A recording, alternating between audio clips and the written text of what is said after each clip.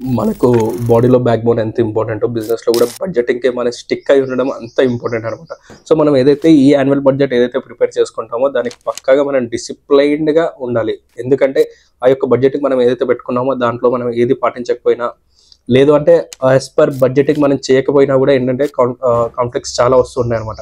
So ఏదైతే మనం budget పెట్టుకున్నామో అది మన క్యాపిటల్ బడ్జెట్. సో అంటే ఈ ఇయర్లో నేను ఇన్ ల్యాక్స్ ఖర్చు పెట్టాలి, ఇంత ఇన్వెస్ట్మెంట్ చేయాలి అని చెప్పేసి పెట్టుకున్నాం. సో దాని ప్రకారం మనం పక్కగా చేయాలన్నమాట. సో దానికి ఏంటి సింపుల్. సో ఏదైతే మనం బడ్జెట్ ప్రిపేర్ చేసుకున్నామో దాని యొక్క మనం రెగ్యులర్గా అనాలిసిస్ చేసుకోవాలన్నమాట.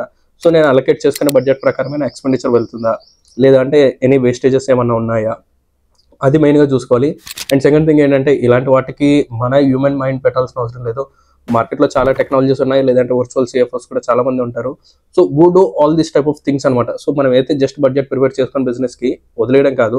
సో దాన్ని పక్కాగా ట్రాక్ చేసుకొని ఎలా వెళ్తుంది ఏంటి, మనం బడ్జెట్ ప్రకారం ఉన్నామా లేదా, సో ఎక్కడన్నా ఏదైనా ఇంక్రీజ్ అవుతుందా లేదా డిక్రీజ్ అవుతుందా, అలాంటి టైంలో మనం ఆ బడ్జెటింగ్ని ఎలా చేంజ్ చేసుకోవాలి అనేది రెగ్యులర్ మానిటర్ మాత్రం పక్కాగా ఉండాలి అనమాట.